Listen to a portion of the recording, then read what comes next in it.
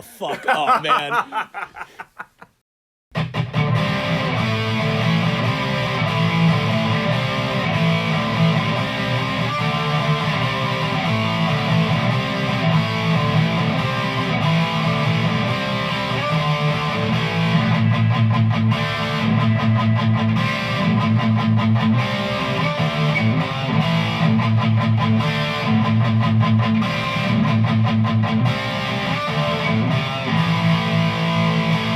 Hey everyone, welcome back to another episode of Film Asylum. We are your hosts, Colin Peters. 12 o'clock, 21st of April.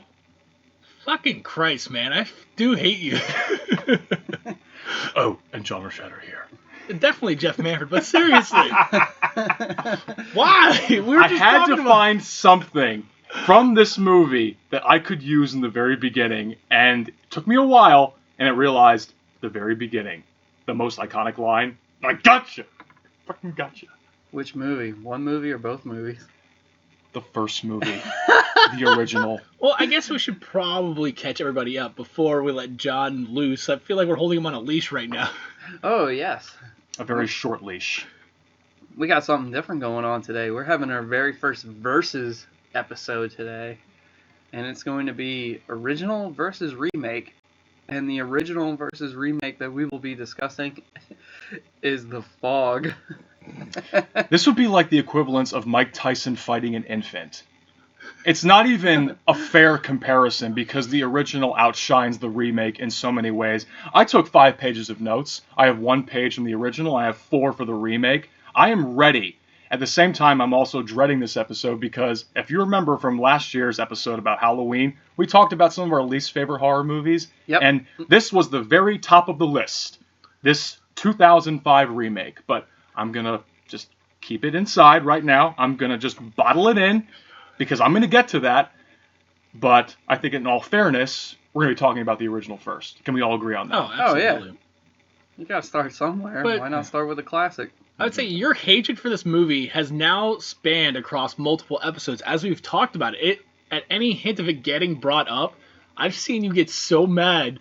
And I was like, finally getting to see it from the other side of the table is kind of nice. You guys get to see it a lot, and then now... I really did not feel like watching that movie again. It had been 15 years since I had seen the Fog remake, and for good reason. Like I said before, you know a bad movie when you see one. I was in high school, and yes, I recognized that the Fog remake was a bad movie. Even in the top of my notes, watching this movie 15 years later, I even said in bullets at the top of every page, just give it a chance. I tried to be fair with the remake, but I'm going to just wait till the very end towards that. A little bit of remembrance actually started coming back to me the first time I saw the Fog original. I was starting to build a horror collection, and I was walking in Best Buy with my dad, and he said, you can have 2 movies. So I was really excited. So I'm going through the horror section, and nothing was really piquing my interest. And he said, oh, this is a good one. This is called The Fog. It's about ghost pirates. Wait a minute, what? Ghost pirates? Okay, you got me curious right now. Thanks, Dad. I like the cover art. I like the fact that it's being directed by John Carpenter. It's the follow-up to Halloween. I'm excited already. The other movie was Wes Craven's The Last House on the Left. And I'll be honest, I actually returned it the next day. Oh my god. I hated that movie when I was a kid. I saw it and I said to myself, this is the guy that made A Nightmare on Elm Street? What the fuck is he doing? Last House on the Left is a totally different departure from Nightmare on Elm Street. It really is. I mean, it's more reality based, if you want to say. It's exploitation at its best or worst, whatever you want to call it. I would say the word you're looking for is called brutal, because that's how that whole entire movie is. That movie could not be made today. No. Holy No fucking fuck. way. I think it's along the same lines as the original I Spit on Your Grave, because like how brutal both those movies are, they would not be made today. Yes, I returned that movie the next day, and I told them the DVD's broken, and they bought it. So they took the movie back, but I kept The Fog because that was the first one that I watched of the 2, and I've watched it ever since. I was in love with that movie, and I loved it even more. I'm becoming to appreciate it even more as the years have gone on. So that was my first experience with the original. And as you know, I didn't see the 2005 remake in theaters because I had my doubts, like a lot of people. There's a lot of following to the original. There's a loyal fan base, even though Carpenter said that he doesn't really care for the movie as much, but he does recognize that it does have its fans, and it has gotten better over time. It wasn't well received critically as Halloween was, but that has changed over time, and now people have recognized it as a very fun, entertaining, and eerie ghost story movie. I enjoyed it. I actually didn't see the whole thing up until we did this episode. I mean, there were times where it was on TV and I attempted to see it, or if I started it, something usually distracted me from stopping it. But, I mean, from beginning to end, I enjoyed it. I think it goes really fast. It doesn't feel like it's an hour and a half long. The story's pretty steady paced, and it's interesting, it's captivating. I liked how the ghost pirates are more in the shadows, and you really didn't see them. There was like one flash at the very end. You never get a good look at them. I mean, there's probably like one part at the very end where Adrienne Barbeau climbs on top of the lighthouse where I just said, okay, this is a little ridiculous for me, but to be fair, poor Adrienne Barbeau, she's usually put in those like dumb situations in movies. It was her film debut, too.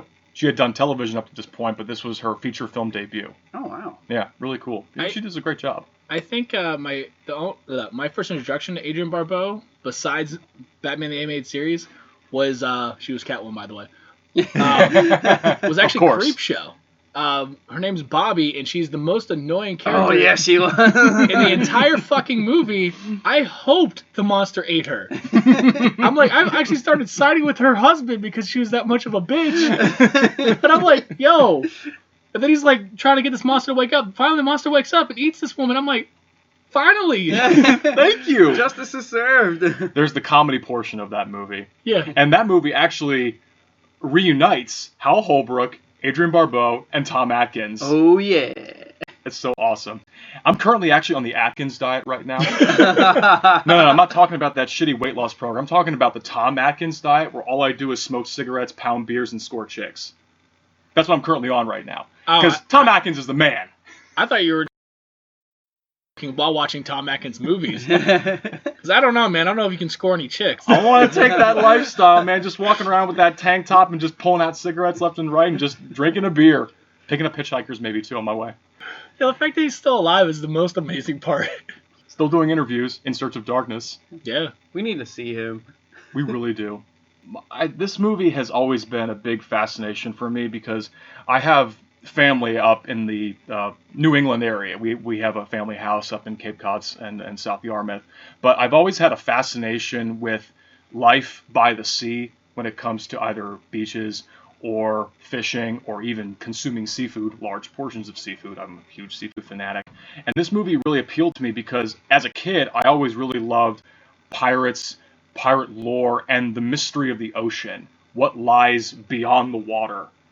Because we all know what delves deep inside the water. There's a lot of mystery to it. There's millions of different species of wildlife underneath the water, but what lies beyond the void?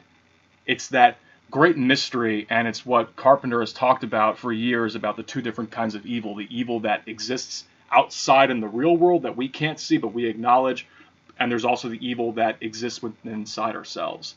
And that's why I really like the beginning of the Fog original, because you have Mr. Macon telling a ghost story by the campfire with the kids leaning closer and closer to every detail, and he's really selling it every time. And it kind of sucks that it was actually shot in a soundstage, because I actually thought that was a real location that they were filming that scene on, but that's okay. You know, everything else about the movie still works for me to this day. But in all fairness, if I'm going to talk about how much I hate the remake, I should probably talk about some of the things that I didn't like in the original, because there are flaws, there are nitpicky things that I noticed. But in all fairness, I just feel like I should put that out right there. No, you're right. It's not a perfect movie by any means of the stretch, but it's got a stellar cast for one. I mean, they have Tom Atkins, Janet Leigh, Jamie Lee Curtis's mom, who's known for being in Psycho. You got Jamie Lee Curtis, who's in it. So when you have Jamie Lee and Janet Leigh, that was the first combo I think they did in that. Together. Yeah, in a movie series. I'm not sure. I mean, I would assume so just from observation, but I never looked it up. Tom Atkins. Mm-hmm. I forget if I said John him already. Houseman, who played Mr. Macon in the very beginning. You have Hal Holbrook. Now, was he the sheriff from Halloween? No. Okay. Now, this was the first time he worked with John Carpenter.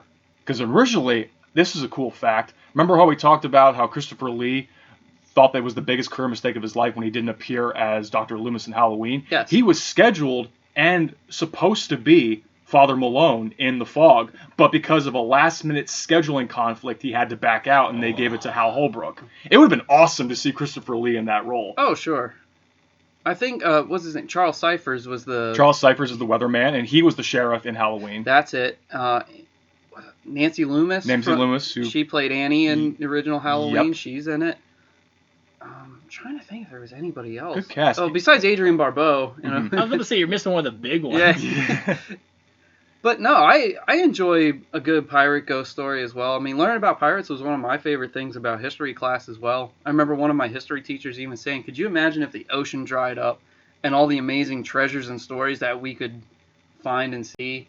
And he was right. I mean, like you said, John, there's a lot of stuff that's unknown that we don't know. And like the deep parts of the ocean that aren't even explored because, one, the water pressure would just destroy anything that would go down that far, and two, the deep sea creatures that we don't even know about. Hell, there was that one time I said to Jeff, yo, look up this, what was it, like a banana spider or something, like banana sea spider. It looked like a fucking face hugger from Alien. Yeah, it did. That was actually at my bachelor party when we were driving home. Yeah. I was like, yo, you gotta see this thing. And then in the other car, we had radios. We're like, yo, you gotta look this up. And then his brother-in-law goes, it looks like a fucking face hugger. So the ocean is a scary place, man. I mean, just the water alone is enough to creep you out. But, hey, like we said in Jaws, a shark can attack you in 5 feet of water. Never mind anything else that's out there. Pretty much. But, yeah, I mean, it's definitely not perfect. I like some of the cool effects with it. Like when the kid finds first he thinks it's a piece of gold, but then it's the Elizabeth Dane piece of driftwood from the ship, or yeah. what he believed to be from the ship. And then at one point, the water's coming out when Adrienne Barbeau has it in the radio studio, and then it's dry, and then it looks like the water's coming out of the wood. I thought that was a really cool effect. Really cool image. And also, speaking about that, something I wanted to look more into, I really paid a lot of close attention to this movie, especially last night when I watched it. I think you watched it too, Jeff, didn't you? Yeah, I was actually watching it for this, because it was like, I watched the remake a while ago, and I'm still kind of... I'm still shaken up by it. Yeah. So I was like, all right, I'll put it in as one of the 31, because it was originally supposed to be Hatchet 2, and I'm like, I'll push that to Monday, watch 1 and 2 together, because I can't help myself with those movies. There was a lot of good attention details, but like you were talking about the seeping water out of Elizabeth Dane. Now, when I first saw the movie, I currently have the Shout Factory copy where it's the traditional widescreen version of it, so things are shown to me that they weren't in the original copy that I got where it was full screen, so a lot of things were cut out. When I first saw it, I saw Dane, but then I saw in the next shot it said must die. I didn't get that, but in the widescreen version it says 6 must die, so that makes more sense to me. And also I paid attention to that tape recording that goes off when the water starts seeping through. I looked at some comments on YouTube, and people say that it's Captain Blake who's talking in that moment, and he says something like an albatross around the neck, no more like a millstone, a plumbing stone, by God, damn them all. He's basically talking about life with leprosy. That's really deep. I looked at that because I looked at some details. An albatross around the neck, it has 2 meanings. Well, an albatross is a seagull. It's bad luck to kill a seagull because a lot of sailors believe that a seagull was very supernatural, almost like a ghost itself, because it would fly great distances without flapping its wings. Really interesting stuff. I never knew about that. Yeah, really interesting. An albatross also refers to a heavy burden that one carries, especially one that accompanies significant guilt. An albatross around one's neck refers to a heavy burden you carry. It came from a 19th century poem, The Rime of the Ancient Mariner. So there's a lot of there's more detail in this movie than people think. And that's something that really didn't catch my attention. And it's a really cool scene, especially when it spontaneously combusts into fire and Adrienne Barbeau's putting it out with the fire extinguisher, and it goes right back to saying Dane. Really good stuff. Yeah, that was a really cool scene. That was the most significant scene that stuck out to me. I mean, besides seeing the pirates in general, because like you said, the artwork was really cool, and how they're pretty much just silhouette figures. I really like that. I just thought that was so cool. Like, we didn't need to see them, because that was scary enough. And also, I wanted to point out that one of the guys who was the pirate was Rob Bottin. Yes. Rob Bottin is known for being a special effects designer, and I believe he helped design the pirates. He's also known for, he designed the RoboCop costume. Did he really? Yeah. Oh, nice. And I believe he also might have directed and had his hand in other sorts of the project. Like, I know he submitted a script for Freddy vs. Jason. So he's very well-rounded in the film community. I didn't know that. That's cool. And another tribute that we also forgot to talk about right now was Tom Atkins plays a character named Nick Castle. Mm-hmm. And Nick Castle, who we all know is the actor who played the original Shape, Michael Myers, in Halloween 1. Mm-hmm. It's almost like it's a universe. It almost feels like this movie could exist within the same realm as Halloween, because we have a lot of the same crew and cast returning. You have Dean Cundey returning as the cinematographer. He does a great job. This movie's once again filmed in Panavision, so the movie looks a lot more expensive than it actually was. It was made for $1 million. It grossed $21 million, so that's a pretty good success. Not as much as Halloween, but it made money. Like you said, there's another character named Dick Baxter. Dick Baxter is also mentioned in Halloween as one of the potential love interests for Laurie in Halloween. So they really use a lot of the same names over and over again. It's kind of cool. What if Dick Baxter, he graduates and he goes on to become a fisherman in this area in Antonio Bay, and that's actually Dick Baxter right there. That poor guy. Poor guy indeed. Listen, you just got away from this murdering fuck, and then now you got pirate ghosts? You got stabbed in the eyes, and you come back to life on a hospital table? It's the worst Scooby-Doo episode ever. Oh, man. That was actually one of the reshoots. This movie did go through reshoots because the original cut was 80 minutes long. Carpenter didn't like it, thinking that there wasn't enough horror interjected, so the Macon tale was a reshoot. The hospital scene with Tom Atkins and Jamie Lee Curtis discussing Dick Baxter's death, that was a reshoot. And also the ending was heavily changed as well. So they had to incorporate this to get it to at least be 90 minutes.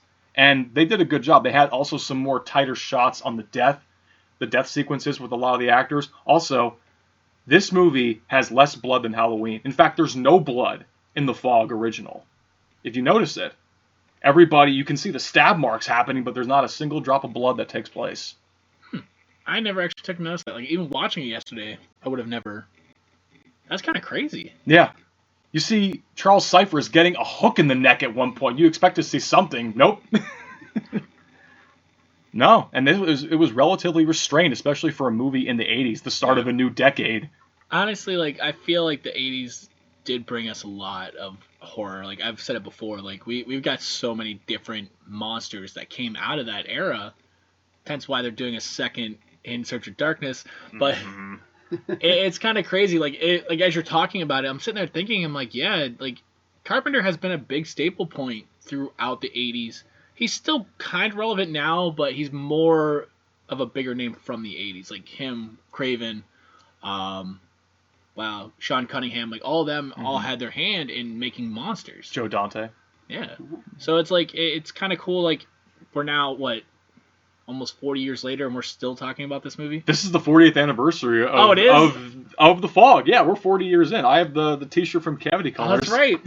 So it's kind of cool that we're still talking about it. Like you said, the imagery alone, when you're talking about a scene that stuck out to me, it was actually when Adrian Barbeau is looking over the bay, and you see the fog roll in, and the lights under the fog, and the guy's like, "Are you taking something to do the radio?" And I'm like, "What is he?" And I didn't put the click together, but I'm watching just the imagery of that happening. I'm like, yo, that's actually a really cool scene with the water, the fog. I'm like, damn.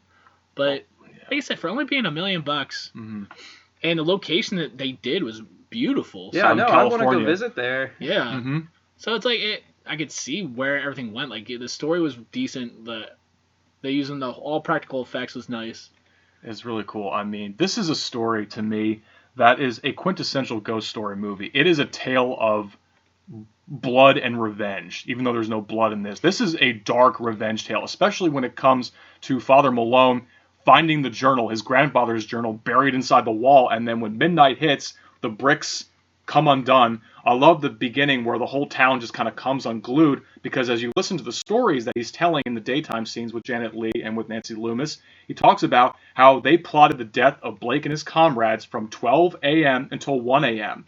And it was in that time frame everything came undone in the town. Things are starting to reveal themselves.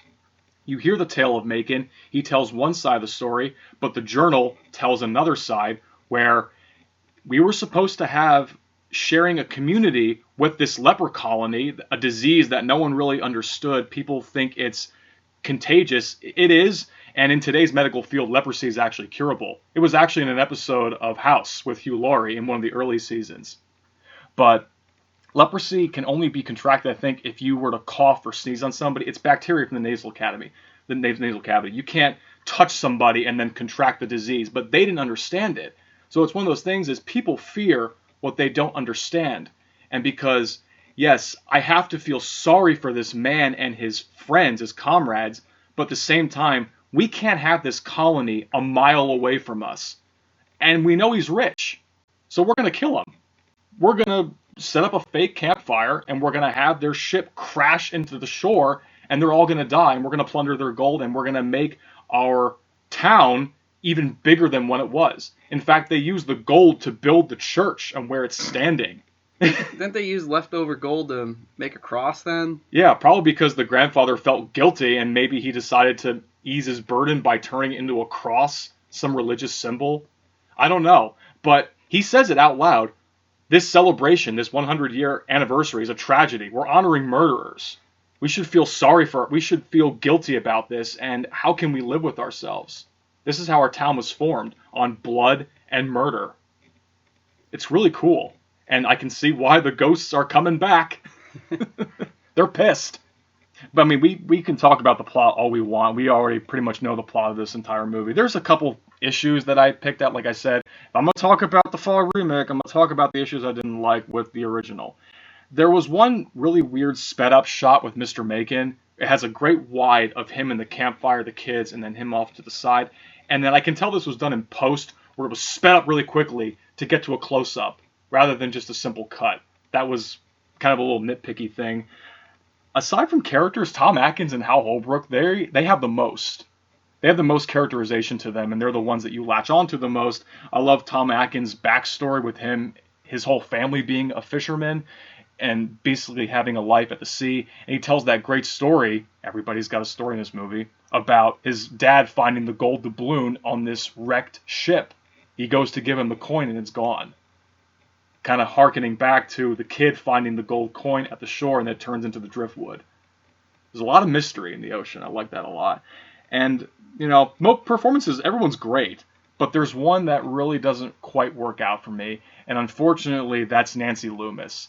I felt like every time I saw her in this movie, she looked like she'd rather be somewhere else. And you're accompanied with a legendary scream queen in Janet Leigh. That's enough to get excited about. You could say, well, her character wasn't written that well. Maybe she's taken a back seat from what she did in Halloween. But she just looked tired and bored. Oh, I see what you're saying, but I could kind of argue that her character was supposed to be like, I don't want to be here. Because even Janet Leigh made the comment, like, oh, could you like at least sound enthusiastic? That's true. Because I think she was even trying to like push Janet Leigh to do her stuff, get it done, and go about the day. Mm-hmm. I think that was just her character, but no, I can see what you're saying. Maybe I'm just reading into it wrong. I saw it the same way. Like, I thought it was her character, but that might be her as a person, because she played the same character in Halloween. So I'm wondering if she's not acting anymore. Oh, and in Halloween 3. Yeah. Yeah. She was the angry ex-wife. Oh my. I forgot about that. She was married to Tom Atkins in that movie. Was married to Tom Atkins in that movie. And then the other thing I have is that the 6 conspirator deaths at the very end kind of felt very shoehorned in at the very end. And that's it. I basically love everything else about the movie. It's not a movie without its issues, but I don't care. Yeah, I think it... I mean, I don't think it's perfect, but I think it does just enough to make it as good.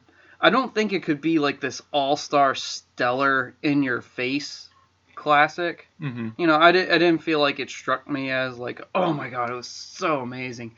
But I enjoyed it. I definitely enjoyed it, and I wanted to go back and finish watching it again, and I'm glad I did.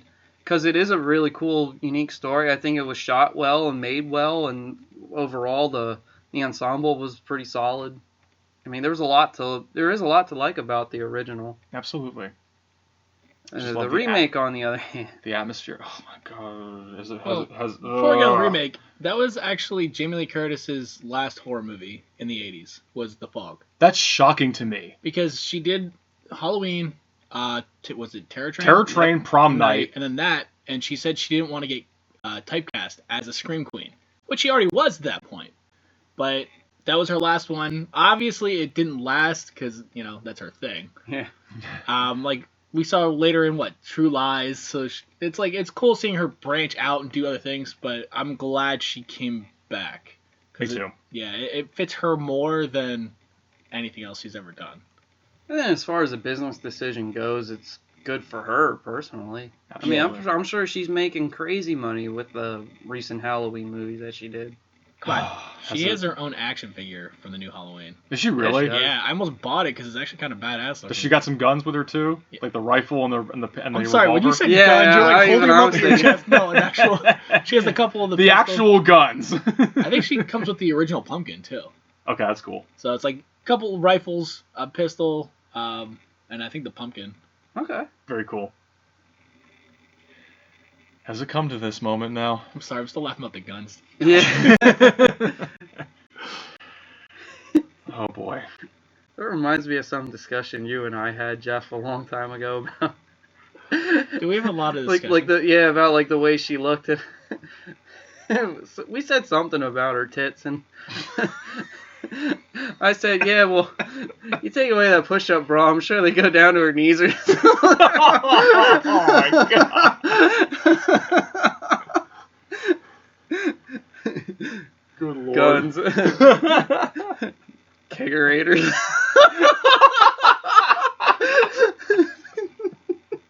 God damn you. Oh my god. Hey, you know what? Maybe after watching the Fog remake, you might not mind getting hit in the face with those. Do I have a concussion yet? I don't know. Does this movie remind you? Yeah, hit me again. Oh my god. Oh, brother. Yeah, that's good. I need some levity before I start talking about this piece of shit. It's come to that. Yeah, we call it a versus episode, but it's really no comparison. Like I said, Mike Tyson versing an infant, and that's what it is. So the Fog remake. This movie came out in 2005, directed by Rupert Wainwright and writer Cooper Lane, and Wait, somebody actually wrote this piece of shit? Somebody wrote it. Yes. Can you believe that? Someone actually got paid probably millions of dollars to write this damn screenplay. Are we sure that's their real name? They probably made something up to go into hiding after this movie. Believe me, I'm pretty sure everybody involved in this movie went into hiding, especially Rupert Wainwright, who has never directed a feature film after this one. And I am not surprised. Oh no. I'm really not surprised because it was a financial and critical failure. People who were fans of the original were appalled, including myself. You already know the story about me and Blockbuster and throwing it down the damn chute and being so pissed off. Even in high school, I recognized this was a bad movie. And now I study films. I try to make it my living to study films right now. Supposedly, I say this in big quotation marks, supposedly John Carpenter and Deborah Hill produced it. But we all know they didn't. This was John Carpenter's involvement as a producer for this movie.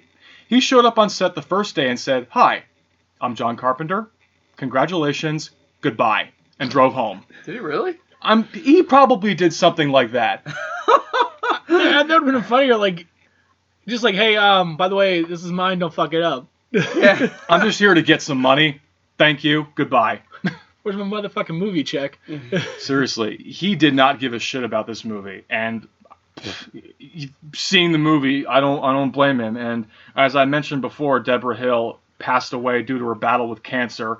People say it was during the filming process. Some people will said after the film had concluded and was being released in theaters.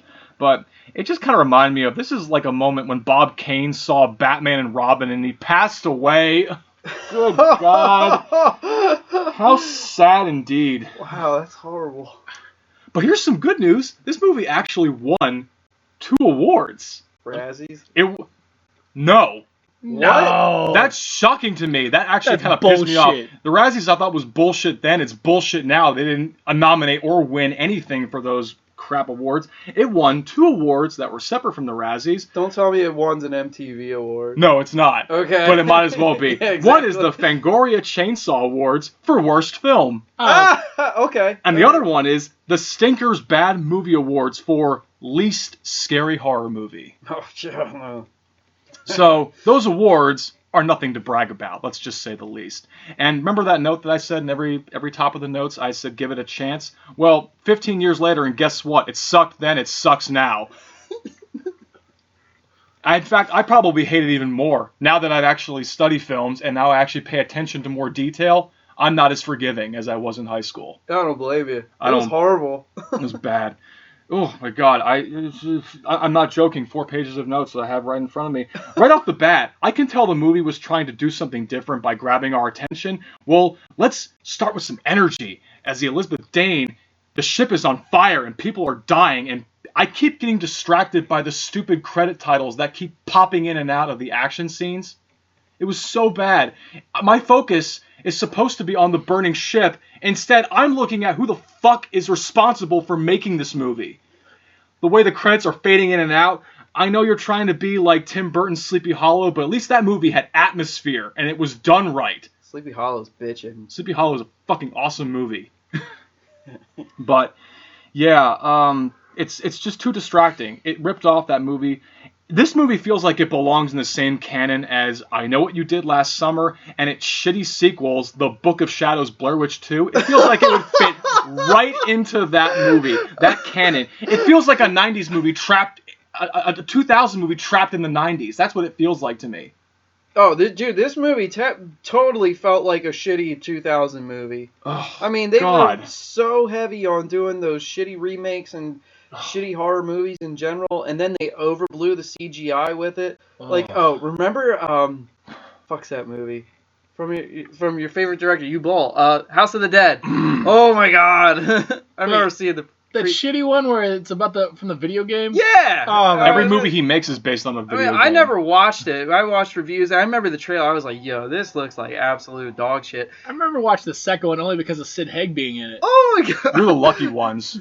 I saw both those movies. I saw the first one, and I just saw a giant middle finger held up to the screen every time I watched House of the Dead. That one time, I'm imagining this stupid German director holding a middle finger to me. You got a problem with Germans? I got a problem with Uwe Boll. Okay. But just checking. Yes, we got excessive pop music. We've got helicopter shots of the water. We've got dream sequences Wait, galore. it's fucking water. You know what it looks like from the top, the bottom, and the side. It's water. Constant helicopter shots, just like I Know What You Did Last Summer, to get us suckered into this 90s movie in the 2000s. Disposable characters, and you can't forget the fucking jump scares. There's nothing but jump scares in this movie. Oh yeah, where the one dude opens his eyes where they thought he was dead and he's in a closet. He just opens his eyes and it's like, ah! Wait, there were supposed to be jump scares in this movie? Yeah, exactly. Yeah. Fucking Jack-in-the-Box scares, as some people call them.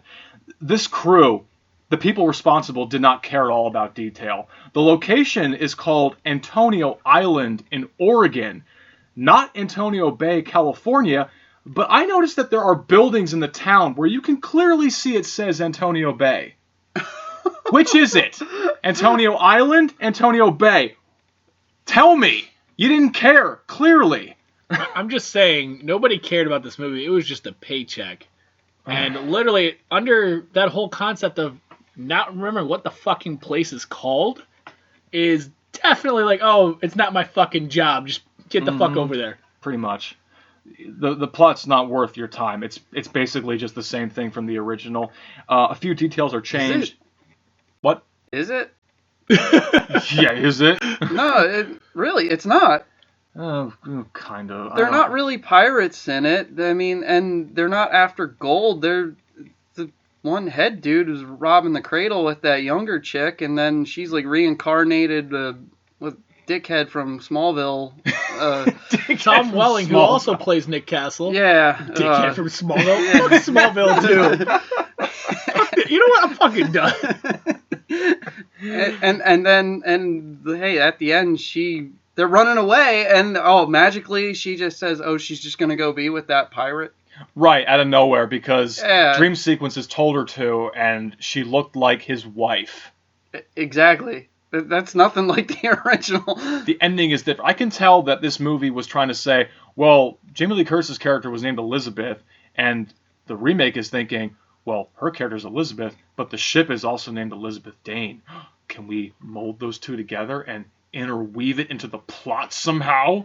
It's a horrible tribute. Oh my God. Listen, I'm just gonna hate you both right now. You're gonna hate me. You're gonna hate us both. Yeah, because I know I suggested this when we were talking. I'm just hating you because I got to see your reaction. I'm like, I had to watch this. Listen, you've been waiting for this for a while. I know. I was like, I wanted to see this, but it's like it actually makes me more mad because I'm like, yes, I'm getting to see finally John's anger, but it's like my anger is like, no, this movie was so fucking bad. I'm not saying anything good about this movie. I have nothing to say about this movie that's positive. I have one thing to say that's acceptable, and I'll get to that. One thing that's acceptable. That's the key word. Acceptable. Not good, not bad, acceptable. Selma Blair? Yeah, that's probably the best thing in the entire movie. It's actually a technical element, but yes, I will say Selma Blair, I do really care for her a lot. I think she's a very talented actress. A lot of people, she's got a lot of notoriety, especially from the Hellboy movies with Guillermo del Toro. That's probably her best work. And she's been in a lot of 90s movies, Legally Blonde, Cruel Intentions. But I feel really bad for her now because she has MS. And it's definitely put her career on a hold, where she was, she's been through a lot. I mean, she fucking had to deal with Charlie Sheen in Anger Management, that television show. So she's been through some shit, especially with this movie. She definitely did not get along with Rupert Wainwright. I don't blame her. They actually butted heads a couple times about her character choices and what she wanted to do, and the director was not telling her to do that. They didn't get along. Let's just say that. And I think a lot of people didn't get along in this movie. I don't blame them. I don't get along with this movie.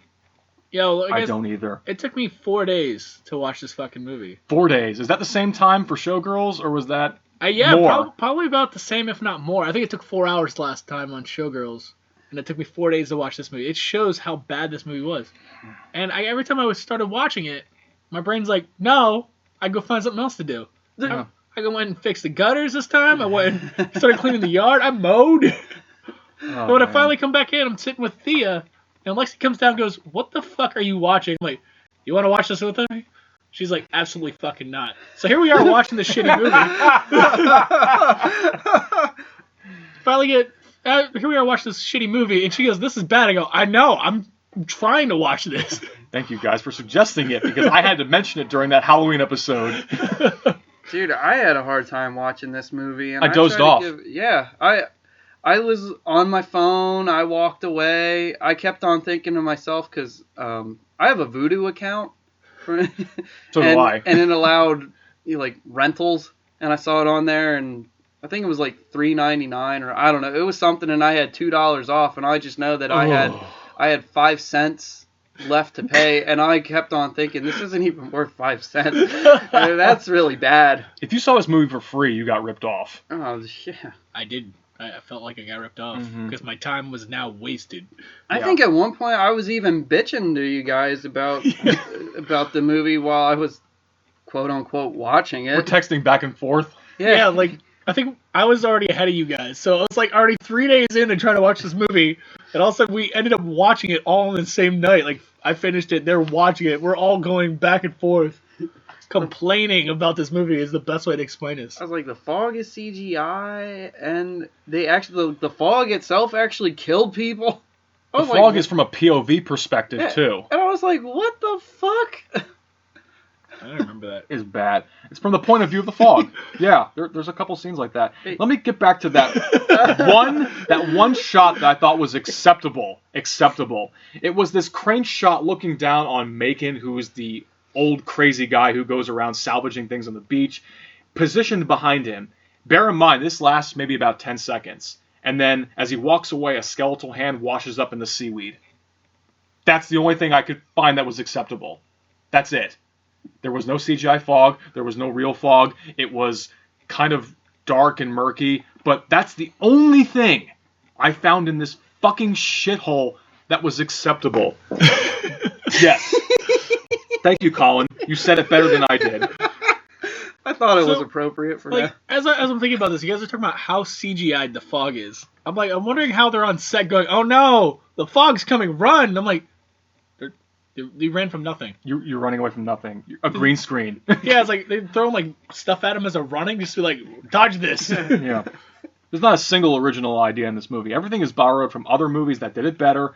People being possessed, the green color palettes that was used to create atmosphere, paranoid priests, and a twist ending that we already discussed that makes no sense. Whoa, you forgot the beginning of the movie where Tom Welling is hitting on the girl that he didn't even realize was his girlfriend. You forgot that whole fucking conversation. Oh yeah, and they kind of like accepted cheating. Yeah. I was like, what the fuck, dude? Yeah. Oh my god. What is this movie sending you? They didn't care. Yeah, no, they didn't. Right. Yeah. Oh, and also. Oh, wait. What about the pirate at the very end? They showed the pirate, and it's like not even makeup. It's CGI ghost pirate, and it was horrible. And they showed the pirate. Oh, dude, it was just bad. Yeah, they're not actors. It's just computer-generated images shown on the screen. It would have been cheaper just to have actors do it. It really would have been cheaper to do it. And the most, it would be. you said bad CGI, the most unforgivable CGI moment is the death of Father Malone. When the shards of glass are going through his body left and right, and he just dies. It is so bad. I struggle to comprehend how this made the final cut. How the studio thought this was okay to release in theaters. Didn't he do the Christ pose too when they were doing it? Like his arms went out? Yes, he did. And of course, religious imagery is going to save this movie. that was the only thing I remember. I'm like, oh yeah, the glass kills him. Oh, God. The script is so bad. I totally forgot about that. No. I figured I thought it was, as fucked up as this is about the saga, I thought it was funny that they chose the priest to kill that way in the same fashion, but I'm like, maybe that's why? Maybe that's why. Oh, let's talk about testicle telepathy.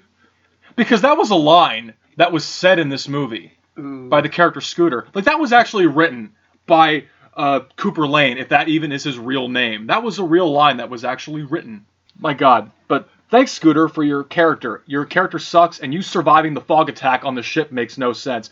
Why are you in the freezer? Why are the victim eyes sewed up? Did the ghosts do this? Is this the same universe as the Wicker Man remake? It might as well be. Be! Not the beast! Yeah. Speaking of other shitty remakes. That's maybe a question I'm going to ask. Would you rather watch this one, or would you rather... I'd probably watch the Wicker Man remake, because at least it has Nicolas Cage in a bear suit punching a woman in the face. I never saw the remake of the Wicker Man. It's hilarious. And then when I found out that the most famous scene is a deleted scene. Yeah. Like, most of them are deleted scenes. I'll just watch it. That blows my mind. The most famous part about that shitty remake are the deleted scenes. Mm-hmm. Dude, that bee scene, though, is hilarious. It's comedy gold. I love when he starts shaking. Then he acts like he chokes on one and like it went down his esophagus, and he's like, huh. I love his reaction when he sees the Wicker Man, the effigy. Oh my God! Oh my God! Oh my God! Let's make this a two-parter. Let's make this a Wicker Man remake discussion. No. Dude, I hate remakes to begin with. Like, there's very few and far between that I'm like, oh, it's a really good remake. The list is probably shorter on the amount of remakes I like compared to all the remakes that I hate. Maggie Grace is awful in the movie.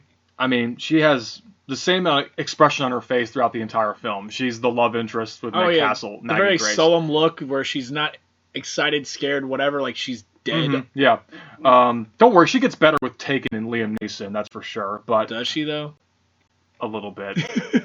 Tom Welling, he's got a following on Smallville, but he, to me, was woefully miscast in this role. I don't know why they thought he would be the big box office draw. I get why he was picked, so they can get the young girls in the movie theater to fawn over him being shirtless. I was going to say, you saw him take that shirt off. I'm guaranteed somebody somewhere like, ooh! Mm-hmm. I'm thinking, why is he shirtless? Oh, I know why. Because the girls want to see his muscles. That's why. They want to see Superman half naked. Oh, brother. But hands down, the worst performance was that of Adrian Howe, who plays Father Malone. I thought he was the worst performance in the entire movie. Everybody's not good, but he by far is the worst. There's nothing that I bought into in his line delivery, in his character. He was overselling his drunken habits. He was terrible.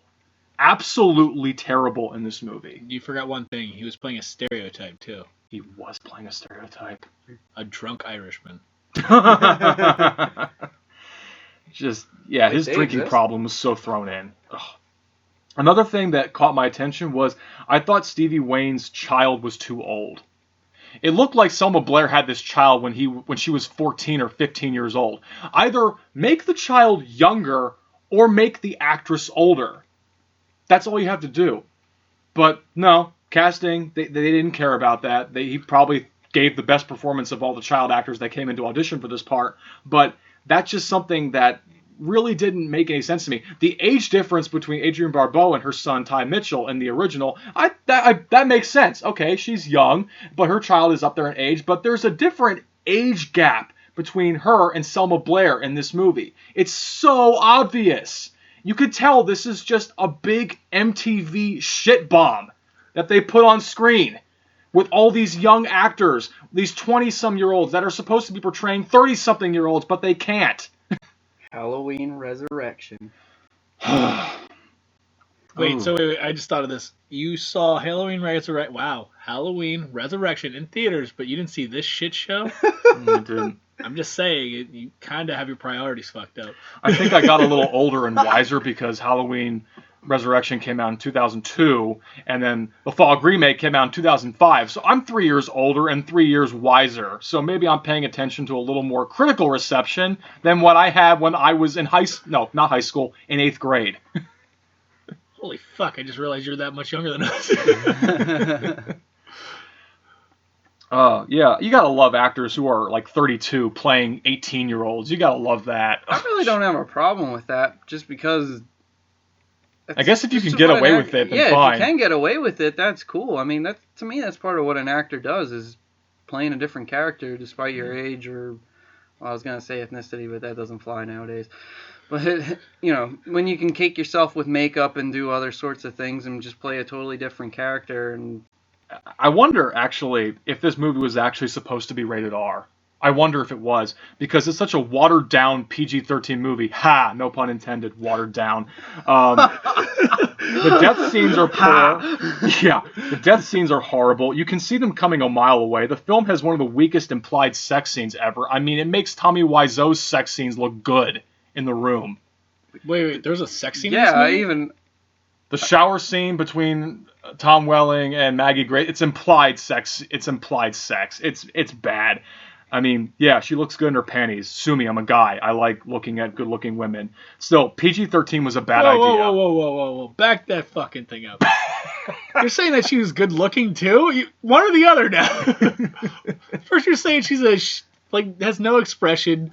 Now you're saying she's good-looking. Make up your fucking mind. This girl is either can't act and... She can look good, but her acting chops can suck. Listen, she looks vanilla. There's nothing that stands out. She's blonde, has blue eyes, very typical, no features that can stand out. You're like, oh, she's very attractive. Bullshit. Camera's lingering on her butt constantly when she's walking and looking at the CGI footprints in the ceiling. Yeah, I think. What am I supposed to do? Hold on a second here. Is there a problem with people with blonde hair and blue eyes? Just you. Son of a bitch. No, but she's very vanilla. There's nothing that stands out. Selma Blair, on the other hand, she stands out. She's got a lot of features. She's very gorgeous. And you're telling me that she's I can't remember her name, fucking Maggie whatever. This reminds me of, remember when we were talking about that movie Snow White and the Huntsman? Which time? For the first movie. And you said, yeah, you ever see that movie? Oh, we were watching How to Die a Million Ways in the West. Oh, and Charlize Theron was in it. Yeah. And she was in Snow White and the Huntsman. And you said, you ever see that movie Snow White and the Huntsman? And I said, yeah, unfortunately. And you go, all right. How in the fuck is Kristen Stewart supposed to be hotter than Charlize Theron? That's a true story. That's my point. Like, they don't, like you said before, they don't think about everything. Like, all right, so this girl's supposed to be the love interest, so the woman that's supposed to be, I guess, his best friend and they slept together, all right, she's supposed to be a little bit hotter. Not like, I don't know, that girl's probably a 5, maybe a 6, and Selma Blair's probably a 7 and 8. I'm saying, like, 4 might be pushing it, but Selma Blair's probably like a solid 8, man, and you're telling me that I'm supposed to believe that's a better love interest? Oh, Jesus. Dude, she should have stayed on the fucking island and lost. That's where it would have ended. Antonio Island. Well, Tom Welling didn't look all shaken up when she went with the pirate either. It was kind of like, oh no, she's now a ghost. Yeah. Oh, that's how I felt about the ending of that movie too. Mm-hmm. yeah, and even I was like, oh, that's it? This is how it ends. Did you like how he chucked the journal into the water with his friend Scooter, who survived the fog attack, who shouldn't have? Did you like that? It really shows a lot of great character development, and it really shows his restraint as an actor when he really wants to lash out, but I'm just going to throw this stupid fucking journal in the water. It really shows a lot. No, it doesn't. It sucks. Oh, my God. Did you also like the moment where they were trying to do their own interpretation of the Driftwood scene where it spontaneously combusts into fire? It's a brush, and it bursts into flames. And did you like how Selma Blair just kind of stared at the fire for about 5 or 6 seconds? She's not going to go get a fire extinguisher and put this out because it's not going to ruin her show or her studio. No, I'm just going to look at this fucking flame of a disaster and just let it burn my whole place down. In fact, she probably should have just let it burn the whole place down. Listen, the insurance money probably would pay out better than, running that radio station. Yeah. That's probably her thought process. Like, how do I explain this to the insurance? That she's thinking about it. And all of a sudden, like, oh, fuck, it won't work. Yep. Yeah, I dozed off a couple times. And what pissed me off even more is that I actually had to rewind and go back to the part where I fell asleep on because I didn't want to have to rewatch it again. I wanted to just start from the beginning, middle, and then all the way to the end, and then never watch it again. Maybe I'll watch it in another 15 years. Maybe not. I probably won't because fuck this movie. Oh. yeah. CGI ghosts. CGI everything. The POV shots for the fog. And as I talked before, it's not a bunch of fishermen out to sea having an adventure. It's a bunch of guys that just want to create a low-rent Girls Gone Wild video with some topless chicks. And they get a bunch of objects stuck in their eyes. Yeah, 2 of them. And we saw zero toplessness. Zero toplessness. So, because it's a watered-down PG-13 movie. Ha! Oh, God. It's not scary. It's not scary at all. Nothing about this movie worked whatsoever. It is. I've really thought about this. I think it is the worst remake of all time. I think it is the worst remake of all time. You're going to debate me on this? Yeah, I'm going to say the second worst remake ever, due to the fact that Nightmare on Elm Street remake is so horrible, it takes people multiple days to think about how bad this fucking movie is. Where The Fog itself, you can physically see how bad it is right off the bat. Because, like, come on, man. Like, within the first, 5 seconds, you're like, well, fuck this movie. And I'm like, yes, fuck this movie indeed. I'm going to debate you on that. But I don't know, man.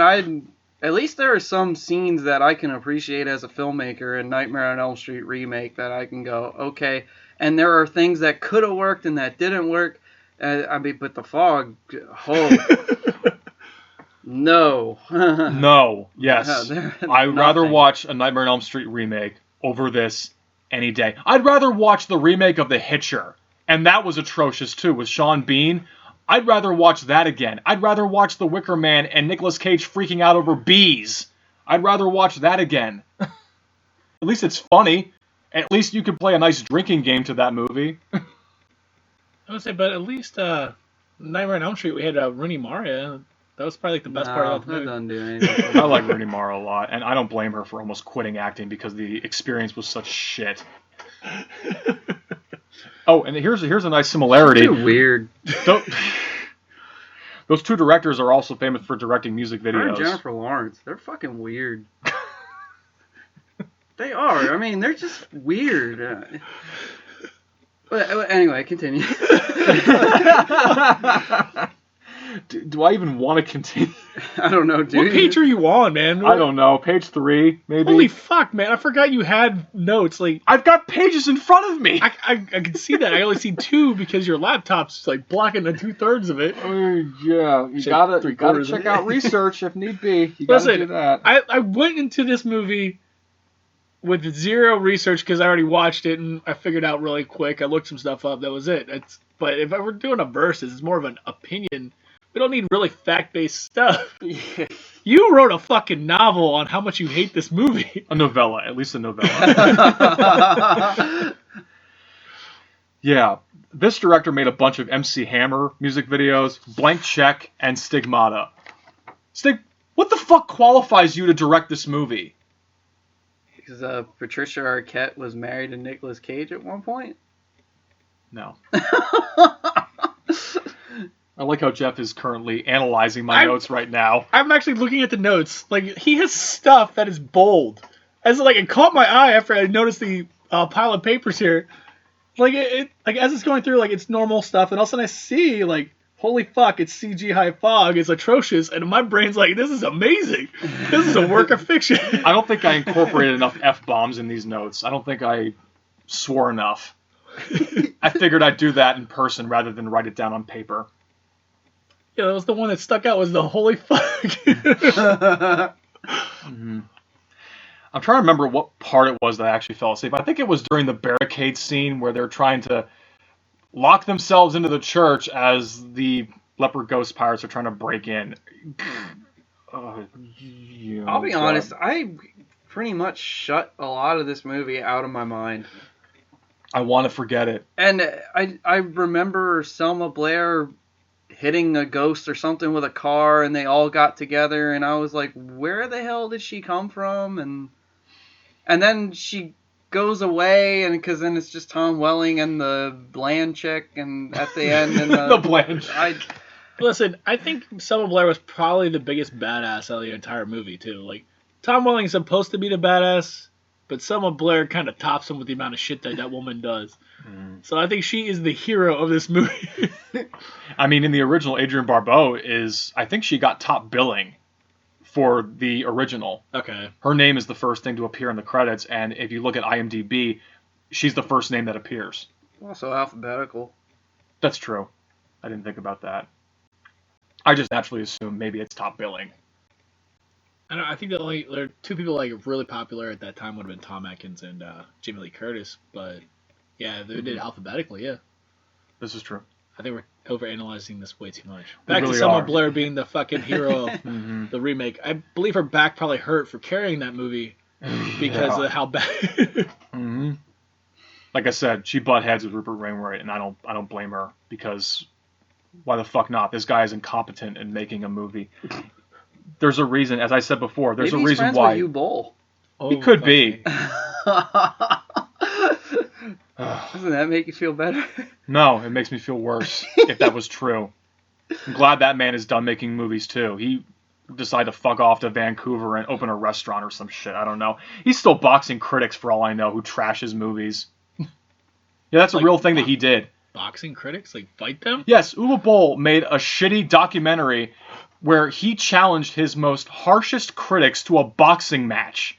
And lo and behold, those critics had no fighting experience whatsoever, and he's actually an amateur boxer. So he already has an advantage over his critics, and he backed out because he found out one critic actually was an exceptional kickboxer.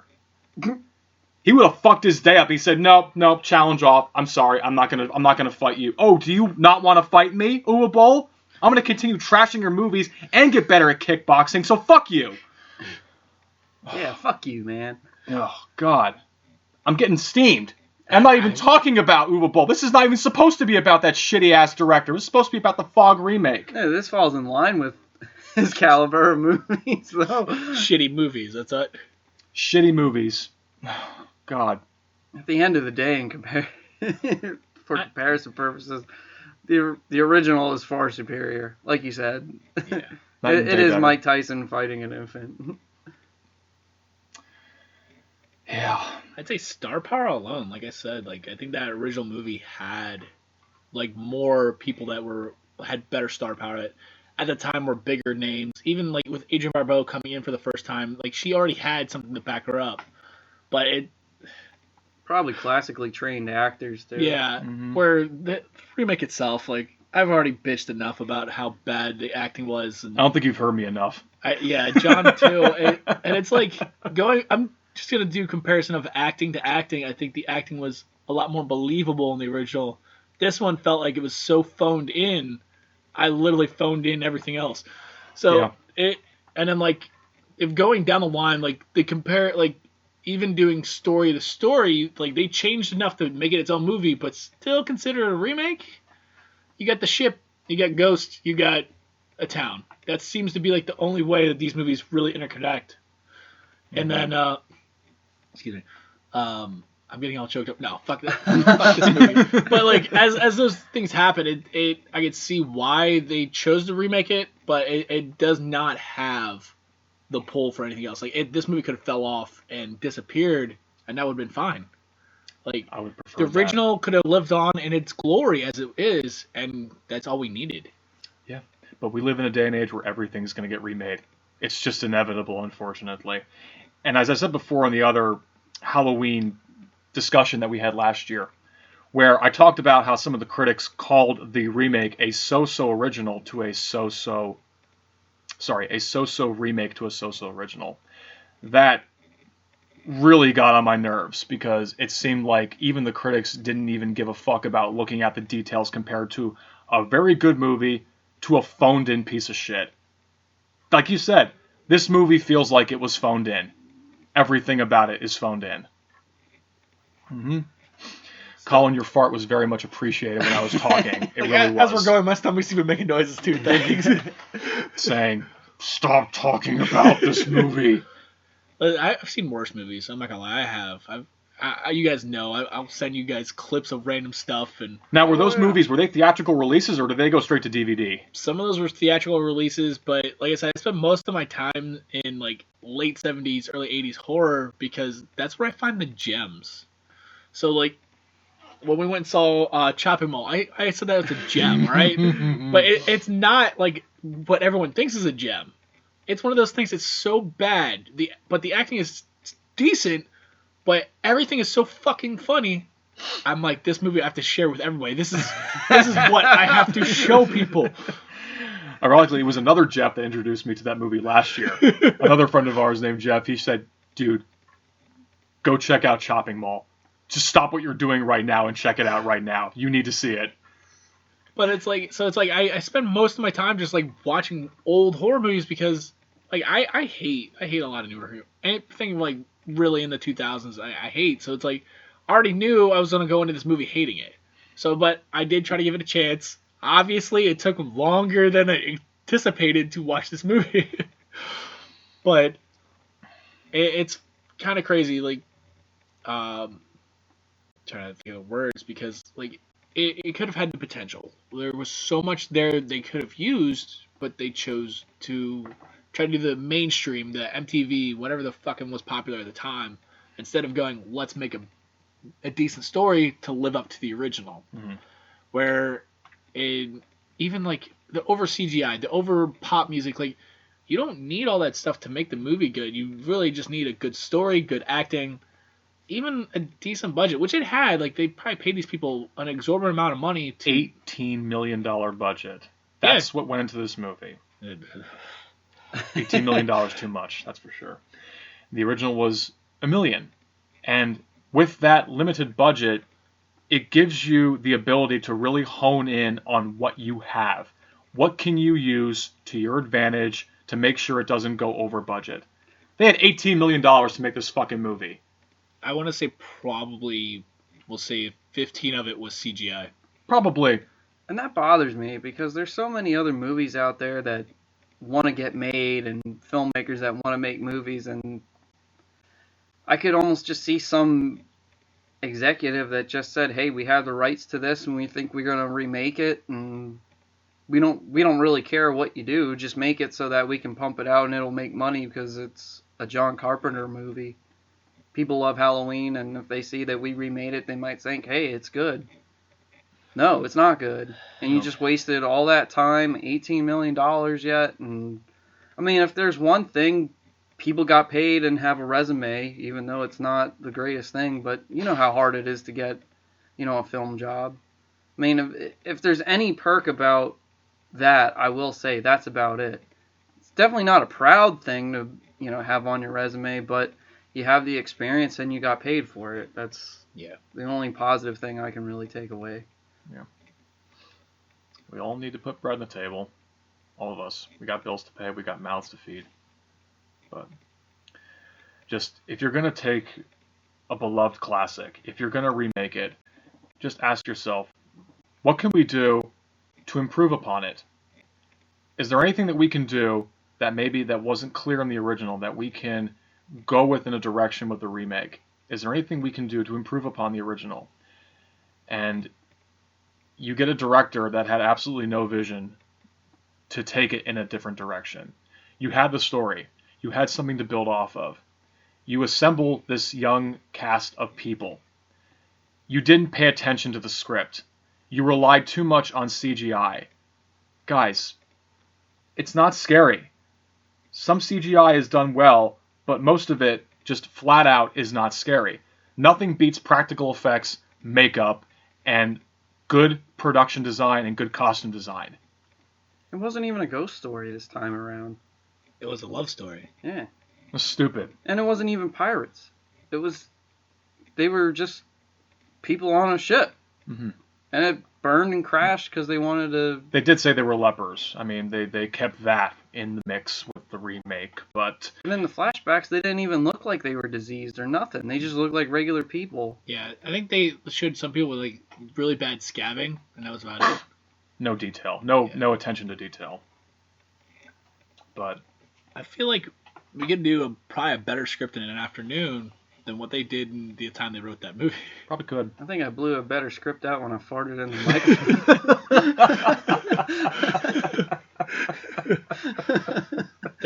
Dude, I don't know, man. Like, I'm actually, this is odd. I'm at the loss for words. This only happens to us on the rarest occasions where we are at a loss of words for something so bad. It didn't even garner a remake.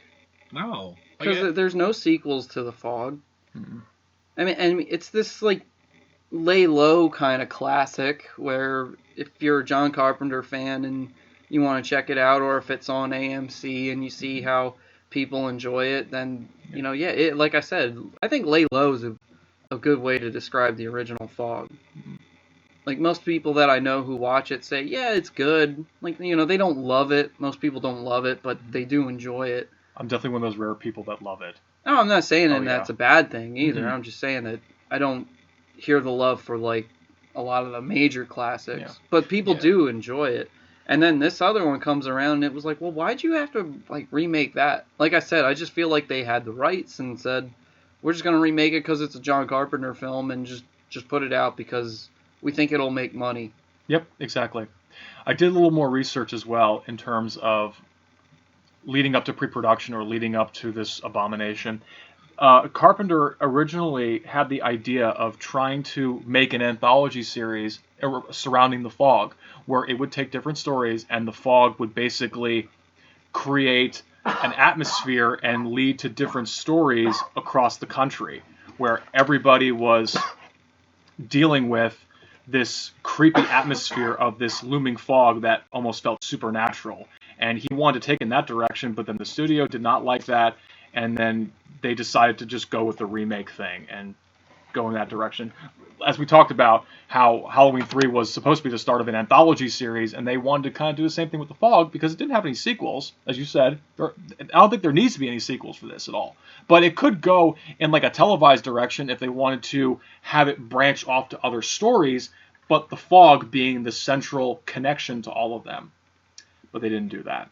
Honestly, that would be a good idea. Like, most of the stuff that is happening is because the fog coming in. Yes. So like different ghosts, different monsters, whatever. Mm-hmm. It almost would be like almost how Creepshow is, like how that's based in a comic book, and that's using it as a segue in each episode. Where this is using the fog as your segue.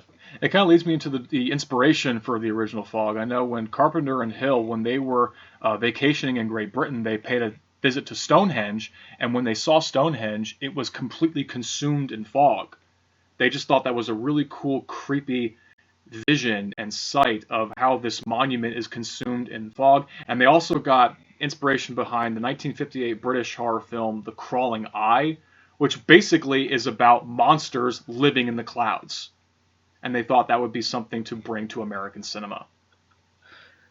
I'm sorry, The Crawling Eye? Dude, that's a Crawling horrible Eye. movie, too.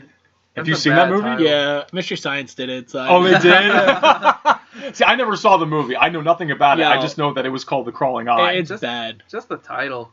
And then, I'm sorry, when you said John Carpenter and Deborah Hill saw Stonehenge, all I could think of was Halloween 3 when Dan O'Hurley said, oh, we got this piece of Stonehenge, and this was a process to get this over here.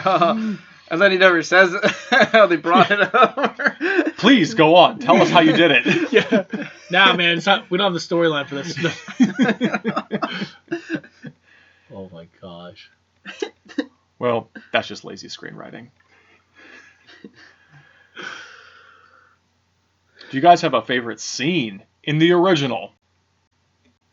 I think mine's probably when the piece of driftwood changes to 6 Must Die, and then the water's coming up, and then it engulfs in flames. Mm-hmm. I thought that was really cool, really well done. Even I'm still trying to figure out how they did that, because I was like, that was really neat. That's really cool. I'm going to say that's a tie between the other scene and actually the very beginning with Mr. Macon telling the ghost story. Because as I said before, when I saw the cover for this movie, you already got my curiosity. But when you put an Edgar Allan Poe quote in the beginning of this movie, now you've got my attention. It just became that Django Unchained moment. You have my curiosity. Now you have my attention. Is all that we see or seen but a dream within a dream. Great poem by one of the greatest literary artists of all time. And it just goes right into that looming shot of the... Laura Ingalls Wilder? Shut the fuck up, man. I think I might still go with that. The overlook of the bay when she's talking to the weatherman about the fog coming in. Mm-hmm. I think that's probably like the one scene that always sticks out to me because like you're getting to see the town as a whole. You're getting to see the where it's actually in the bay, and it was a nice shot. It was really well done, and I thought it was actually probably like the one that sticks out the most to me. Nice. But can you guess what my least favorite scene was in the remake? all of it. The end. The credits rolling. That was your least favorite? Yeah. No, sorry. My favorite scene was the end. The credits rolling. Oh man. I thought it was gonna be when your eyelids closed and you were sleeping the whole time. That's where I felt at peace. But I was unrested when I had to rewind and watch the parts that I missed. Yeah, it's really sad when I'd rather watch Showgirls and Mighty Morphin Power Rangers than movie back to back in the same day. I love the fact you had to clear your throat to say Showgirls and then Mighty Morphin Power Rangers. Yeah, that's a hard one to say out loud. Listen, I think the best part about the remake is probably Selma Blair. Like I said, she carried that movie, and she was probably the biggest badass. So, But are you gonna go back and rewatch it for her? oh fuck that, man! I will never have to watch. That's what I thought. If I go another day without seeing it or even talking about it, I will enjoy that day. I just remember when it came out back, what was it, 2004 or 5? I just said, no, I'm not even gonna bother. Yeah, like that's right. Like, did we watch it together? I rented it, and they wrote. Oh yeah! Oh yeah! What happened? What is it? So like we lived within like 2 miles of each other, Mm-hmm. and there was a local gas station that rented movies. So. You rented the Mask of Zorro and the Fog. Yeah, but instead of the fog, they put it looked like an A instead of an O. And you guys can figure that out because I'm not saying that one out loud. Get myself in trouble again. Oh boy! No, when they wrote the O at the end of Zorro, it like went up like kind of like I don't know, shot up from the person's handwriting and made the O in the fog look like an A above it. You guys can figure that out real quick. Yeah. That was actually probably the funniest thing about that movie. Yeah, but I didn't watch it with you that night. I was with you when you returned it. Yeah, that's right. Yeah, You had a moment, you threw it down the chute too. Nah, it's just like one of those things like, we lived in a small town, there's nothing happening. Hey, there's a movie. Oh my gosh. But yes, it is. I don't care. It's the worst remake I've ever seen. It's probably my least favorite movie of all time. I recognize that there are movies worse than the Fog remake, but I do not care because this movie shit all over a beloved classic that holds dear to my heart to this day. It tried to tarnish my love for the original. So 2005 Fog remake, fuck you and your $18 million budget. That is sad when you take something that was a beloved classic and you had the budget that a lot of people don't get. And you just check out and be like, all right, later. Yep. yeah. I felt like a quote came back to me, and it was involving George Lucas and how he felt about the holiday special for Star Wars. If he had time and a sledgehammer, he would go out and find every copy of that movie and destroy it. If I had time Hold on. a sledgehammer, I would go out and destroy every copy of the 2005 remake. Hold on. Have either of you seen that special? Yes. Dude, that is a fucking gem right there. Like, wow, it's that bad. Like, I think Carrie Fisher said it best. If she wants people to leave her house at a party, she'll put it on to get everyone to get the fuck out. I found it on YouTube. We watched it one Christmas. I was curious because I'm like, holy shit, there's a Christmas special. I remember hearing how bad this is. Yeah, Oh. it's that bad. Oh, I think I'm going to take Carrie Fisher's idea, and then if I want people to leave, I'm just going to put this on. If I want people to leave my house, I'll go find the Fog remake for free and put it on, and everyone will just leave. Yeah, just think about that. There actually is something with the original Star Wars cast that is just that bad. And we bitch about the prequels. Oh, dude, that holiday special. I hear Harrison Ford doesn't even like talking about the good Star Wars movies. I'm sure if you mention this one to him, that'll go over well. There's a part in Listen, that I don't wanna holiday get- special where he's just like checked out. Listen, I don't want to get beaten up by Harrison Ford. He still might do it. He might do it. He might kill you. He might go fugitive on your ass and fucking kill you. I'm more afraid of flying with him because I heard he's crashed like how many helicopters. Oh my god. And he'd be the one to survive, and I wouldn't. Oh my gosh. So we just got so far off the topic because of how bad the remake is. I just don't want to talk about it anymore. I feel like we've said more than enough about this remake. Oh my god, yeah. I mean, Yeah. Definitely. I mean, because it's a versus episode, we try not to like get too into the fine details, but we kind of had to because of like how good the original is, and then you get to This the remake, and it's just it was a waste. But like we said earlier, there were so many wasted horror movies at that time, and they were done so damn bad, like House of the Dead, Cry Wolf. I think there was one called Cursed. Oh yeah, with the werewolves with Christina Ricci. Yeah. Didn't Wes Craven produce that one? Yeah. Or direct it? Yeah, and then there were those Dracula 2000 movies that were so bad, and the Wishmaster, those movies were horrible too. Hollywood lost their damn mind. They really did during that time period. I mean, John Carpenter, if anybody, he actually had some relevancy as he had In the Mouth of Madness. No, that, and then he did Ghost of Mars, which was decent, but not like Never his saw it. caliber. I tried to... He also did The Ward. That was a movie that wasn't came out... Natasha Henstridge in that movie? Yes. Oh. And Ice Cube. Yeah, back to rappers being in horror movies. I know. But Ice Cube at least had... I feel like we're about to really get off the topic. He at least could act, alright? Like, Buster Rhymes. I feel like Busta we're Rhymes. reiterating something we just talked about, which we literally just did. But Can't forget Coolio in Dracula 3000. Oh my god. Wait, he's in that one too? I'm pretty sure he is. Ugh. I don't know. I think on that note, let's just wrap this up. We're gonna start bitching about everything. Let's please end it. Yes, please. Fog 2005 remake. We're here to put you out of your misery. Suck it. I think it was already dead before we got here. Mm-hmm.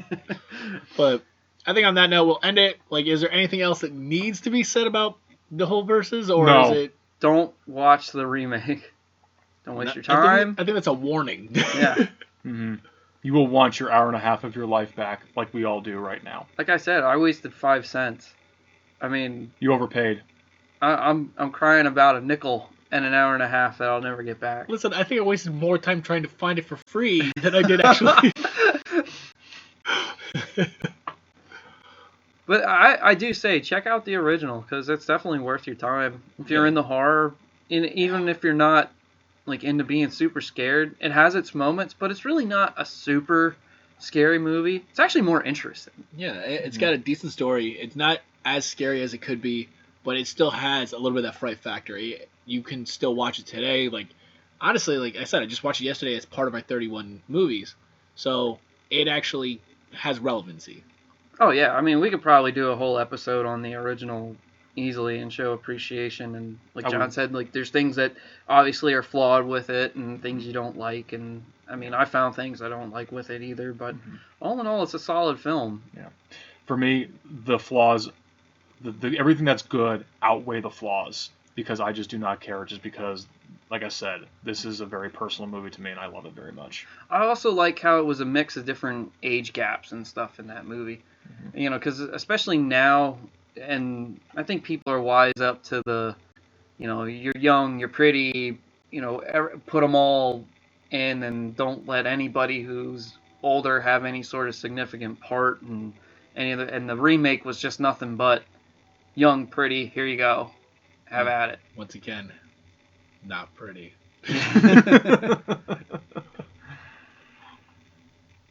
Okay. And yeah. it showed. Indeed. So I think we're pretty clear about who won this versus match. It's pretty obvious. Dude, I think the Fog remake has negative points in this fight. I think it does. I think it had its arms tied down before we even got here.